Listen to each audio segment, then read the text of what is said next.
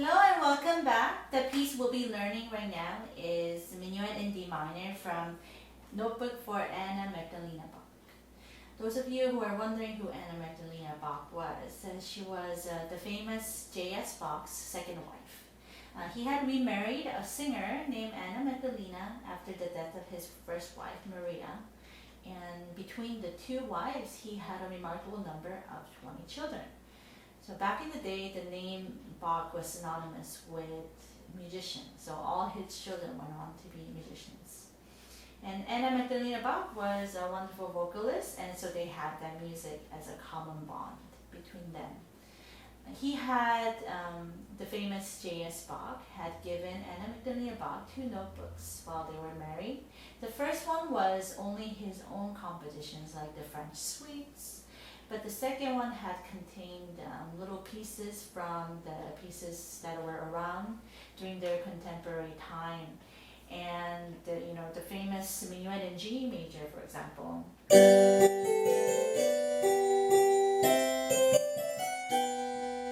And pieces like another Minuet in G major, or the D major musette, all come from this notebook. So the piece we're going to be doing is Minuet in D minor, and I'll be playing it on harpsichord sound for you. Dynamics not really very possible, especially on a keyboard harpsichord. So I won't be having much dynamic variation in this version. So here we go, and then we'll talk about the piece. 1, ready, start.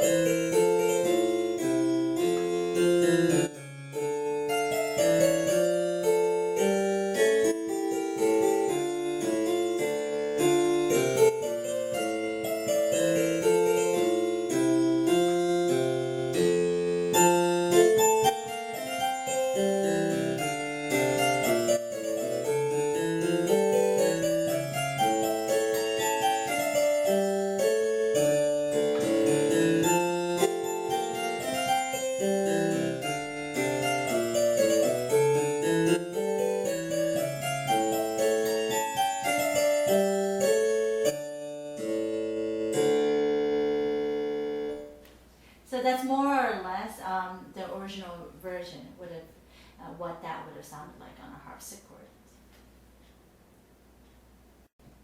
Okay, let's talk about the score before we get started with playing. First of all, Bach did not actually write, I kind of repeat this story, sorry if you've already heard from me, that he did not write any dynamics or tempo markings or slurs or things like that. It just wasn't a common practice at the time. So you take all the suggestions with a grain of salt because it wasn't Bach's actual suggestion, but at the same time, it's kind of nice to follow. So the tempo marking that's suggested for this piece is andante, which means walking tempo. Okay, so if you're not familiar with that term yet, you might want to make a note that it's walking tempo. If you've been listening a little more carefully, or even if you just heard with casual ears, you might have noticed that there's a lot of repetition in this piece. So every 2 lines is kind of a one phrase. So there's 4 different sections. Here's 1 and 2nd. And 1 and 2 are almost identical except for a little thing at the end. So for example, the end of 2nd line wants to show that it's, still in progress. So kind of a transition, if you will. So it's got a little scale going down. And then the end of 4th line wants to show that it's an end of a section. So we have, this is a very typical ending in a lot of minuets where it goes 1, 5, and then it goes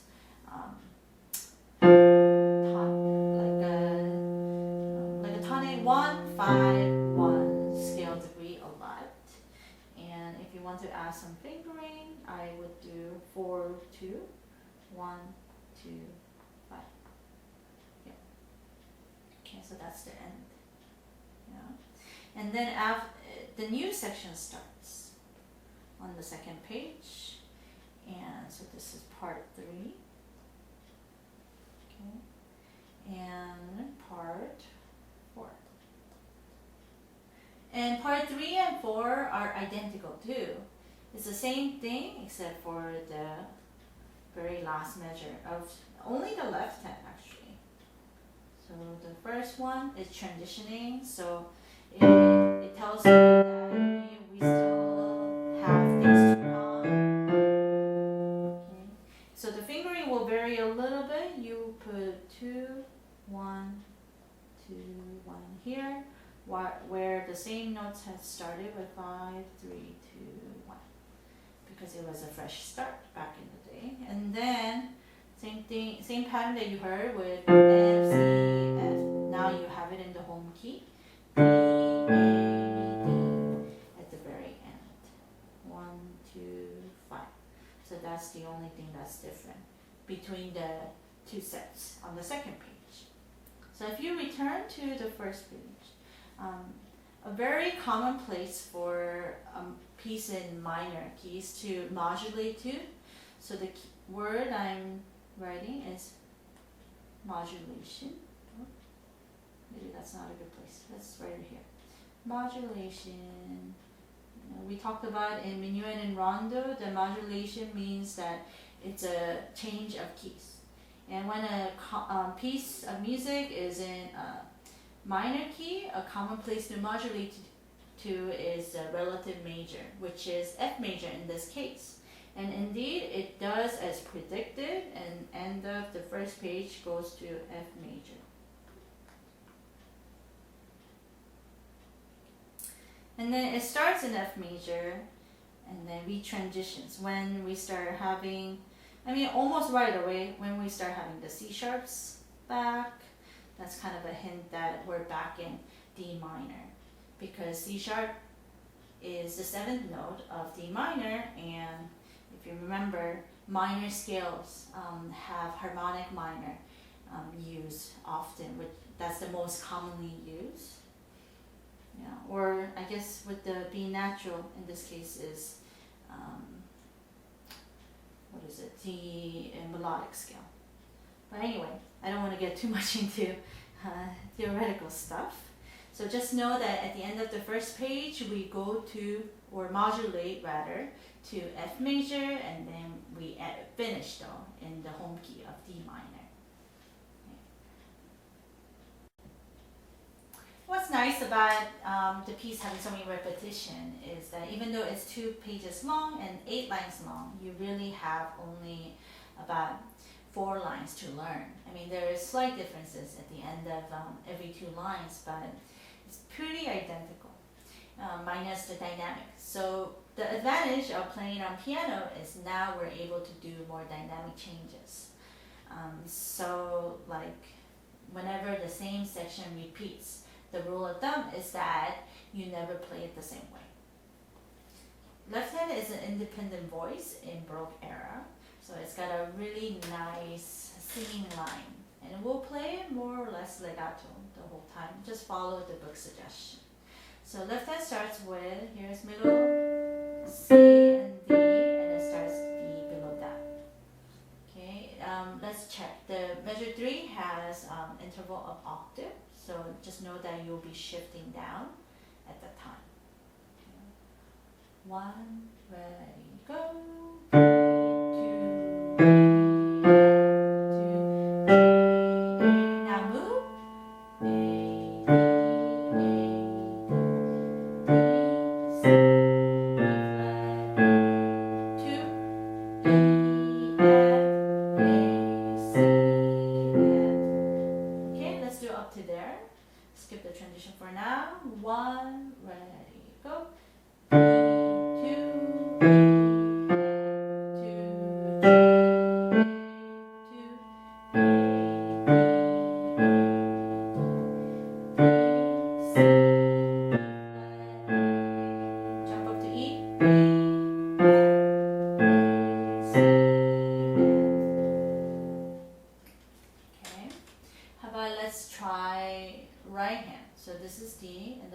starts 1A.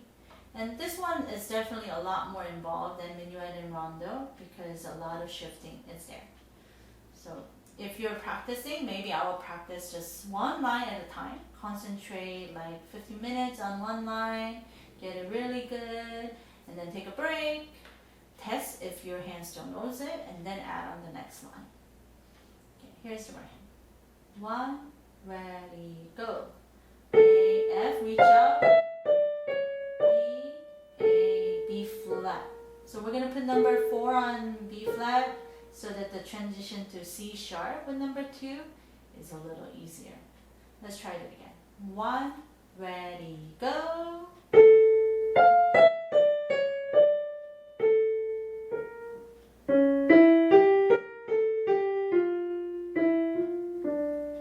And be gentle at the end of that. Okay, and then it goes 2, 1, there's a crossover. There's a 7 chord here. C sharp, E, G, B flat, A, F, A, G, I mean. And then another crossover. So the fingering would be 3, 2, 1, 2, 3, 1. Okay. And let's try just the first line, both hands. 1, 2, and 3, and 1. 1 and 2 and 3 and 2 and gentle. So gentle lift at the end. 1 more time. 1 and 2 and 3 and 2 and 3 and 1 and 2 and 3 and 1 and 2 and 3. Okay. Now next part, the right hand would be skipping again. This time spelling out the B flat major on, here's what I mean, it starts on F, goes to B flat, D, F, and so the outer notes are B flat major. That might help you with the shift. So it goes 1, 2, 1, 3, 1, 4. The finger is 1, 2, 3, 4. So 1 and 2, 1, 3, 1, 4. Let's do it again, and then we'll move on. 1 and 2, 1, 3, 1, 4. Now we're gonna cross over. 1 E and a 2 and 3, crossover 3. Okay, so the fingering would be 2, 3, 4, 1, crossover to 2, and just end up on 3. And the counting here, 1 E and you might need that to help you with subdivision. So it's 1 E and 2 and 3 and 1. Okay, let's try first 2 lines. 1, ready, go.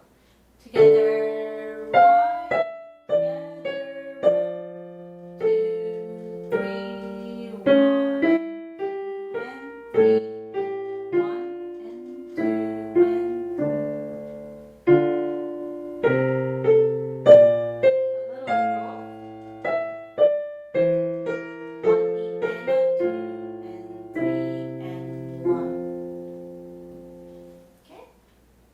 So now we're gonna play the first 2 lines and then move on to the second 2 lines. Okay.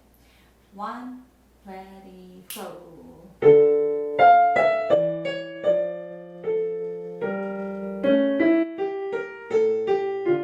Because we're playing it like mezzo forte.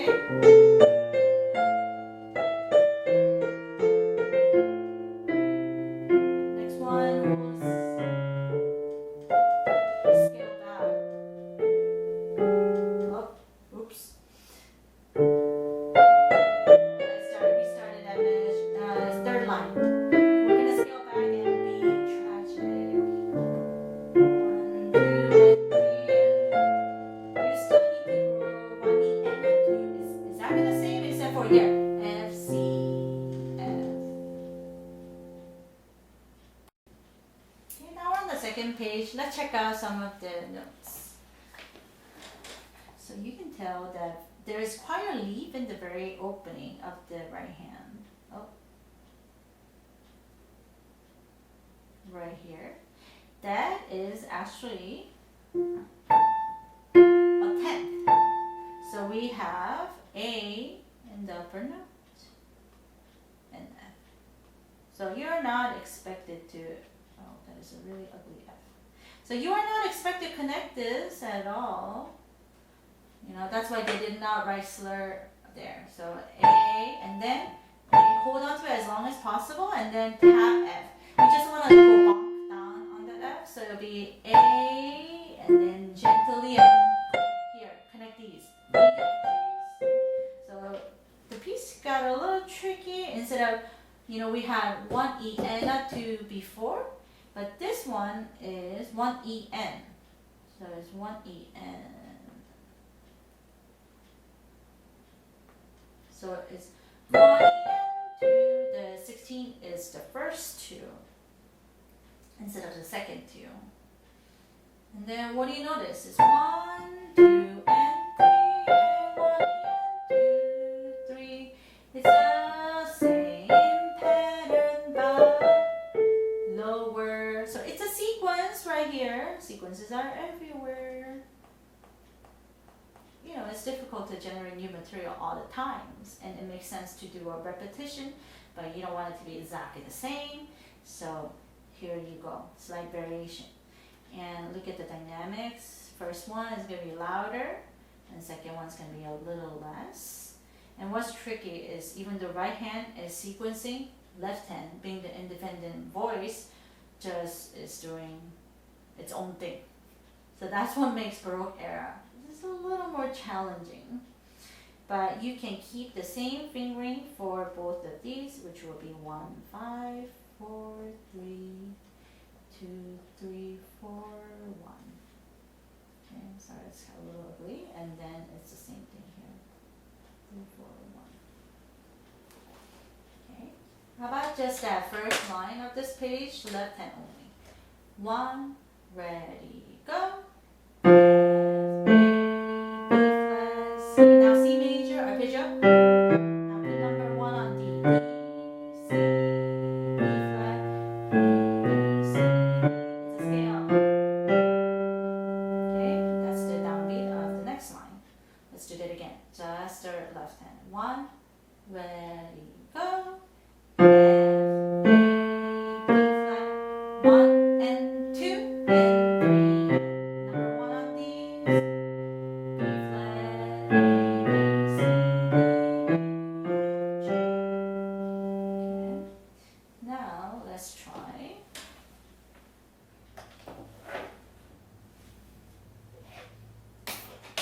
The right hand. 1, ready, go.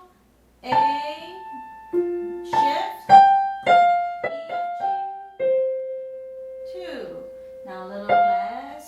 E, F, E, D, C, D, E, A. So first two measures start as positive, and the next one is immediately tragic. Okay, because first two measures, the reason why it sounds like that is first two measures is in the new key of F major, but we go immediately back to the D minor. Okay, let's hear it. Both hands. 1 and 2 and 3. 1 and arpeggiation now.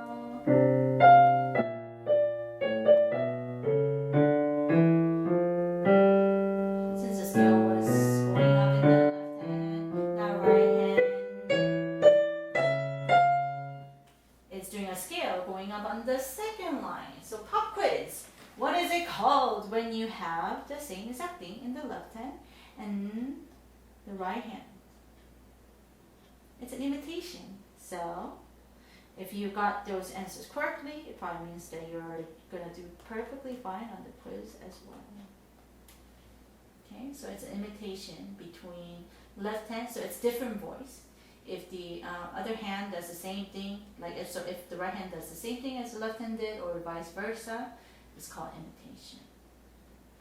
When it's same voice and then it's the same pattern but different notes, that's sequence. Okay, when it's same thing, in the same place, it's repetition. So those three are some of the most important compositional techniques that are used during this time period. So let's continue looking at that right hand of this second line of this page. It goes A, B, C, D, E, F. It's a scale, and then now we have G, E, B flat, and then instead of 5, that's more normal, we're going to reach over and use number 3, B flat. So it'll be A, B, C, D, E, G, E, C sharp, B flat, so that your hand is shifted. Okay, so the fingering will be 4, 2, 1, 3, 2, 1, 3, 2, 1, 4, 2, 3.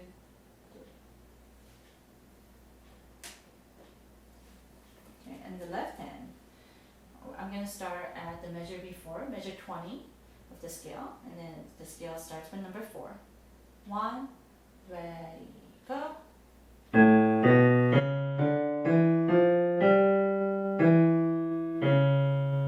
Now up an octave, C sharp, D, and then they put number 4. I might do 3. Yeah, I think 3 feels better here, but if 4 feels better, that's up to you. 3, 2, and the book suggests that you just move your hand all together to set up for the transition later. So we're just gonna end it there for now. Let's do both hands, starting from measure 21.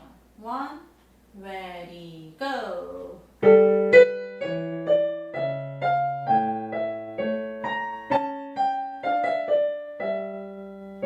This might take a little bit of time because there's a lot of moving pieces.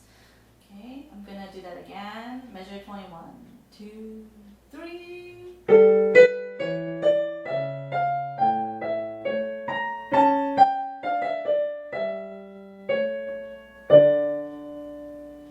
And the transition is D, and it goes. Okay, let's try from measure 17, top of the page, and then I'll stop at, let me see, I'll play until the end. Okay, 1, ready, go. Start out. Now echo. Right hand imitates left, and then we're going again.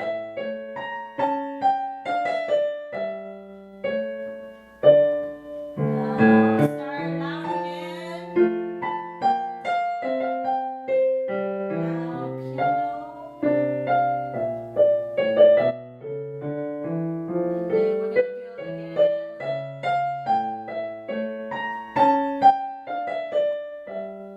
And slow down. Little diminuendo and ritardando at the end. Gives it a nice closure. Instead of going all this side, it's gonna be 1, 2, 3, 1, 2. Just delay the last note. 1, 2. That's the thing about ritardandos. You don't want to do too much. You don't want to do it too soon.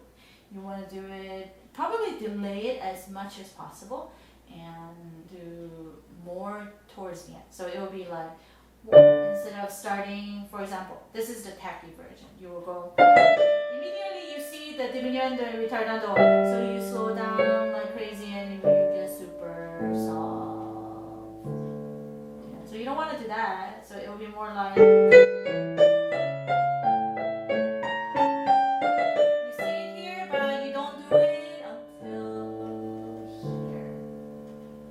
we get a nice long phrase with a beautiful ritardando and diminuendo at the end. Okay, I hope you enjoy learning this piece. It's a beautiful piece, isn't it? Maybe just to sum it up, I will play the whole thing. The score is not gonna turn for you, but maybe I'll just get rid of the score. Here you go. The complete form of Minuet in D minor from the notebook for Anna Magdalena Bach. So I hope you enjoy. One, very good.